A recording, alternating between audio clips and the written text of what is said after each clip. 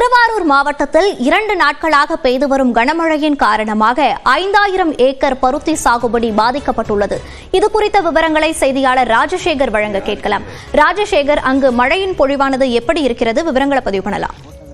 மோனிஷா, திருவாரூர் மாவட்டத்தில் நேற்று காலை முதல் தற்பொழுது வரை இடைவிடாமல் கனமழை என்பது மாவட்டத்தின் பல்வேறு பகுதிகளில் பெய்து வருகிறது. குறிப்பாக கடந்த 24 மணி நேரத்தில் அதிகபட்சமாக திருவாரூர்ல 9 சென்டிமீட்டர் மழை அளவு பதிவாகி இருக்கிறது. அதே போன்று முத்துப்பேட்டை மற்றும் நீடாமங்கலத்தில் 7.5 சென்டிமீட்டர் மழை அளவும், மன்னார்குடியில் 7 சென்டிமீட்டர் மழை அளவும் பதிவாகி இருக்கிறது. பாண்டவையாறு தலைப்பு, திருத்துறைப்பூண்டி உள்ளிட்ட பகுதிகளில் 6 சென்டிமீட்டர் மழை அளவு என்பது பதிவாகி இருக்கிறது. இந்த நிலையில தொடர்ந்து பெய்து வரும் கனமழையின் காரணமாக பருத்தி சாகுபடியில் ஈடுபட்டு விவசாயிகள் மிகுந்த கவலை அடைந்திருக்கிறார்கள்.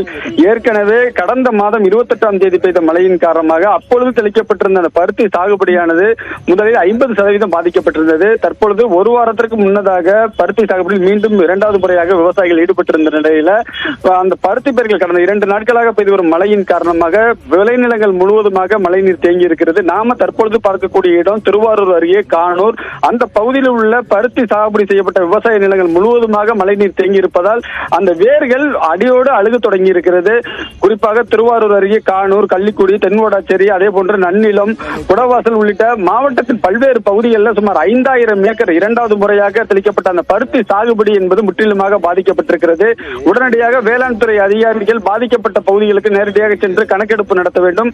அது மட்டும் இல்லாமல் விளைநிலங்களில் தேங்கியுள்ள மழைநீரை வடிவிப்பதற்கான நடவடிக்கையை மாவட்ட நிர்வாகம் மேற்கொள்ள வேண்டும் என விவசாயிகள் கோரிக்கை வச்சிருக்காங்க. அது விவசாயிகளுக்கு உரிய இழப்பீடு வழங்கினால் மட்டுமே அடுத்த கட்ட சாகுபடி பணிகளை தொடங்க முடியும் என வேதனையுடன் விவசாயிகள் தெரிவிச்சிருக்காங்க. மோனிஷா, விவரங்களை பதிவு செய்தமைக்கு நன்றி ராஜசேகர்.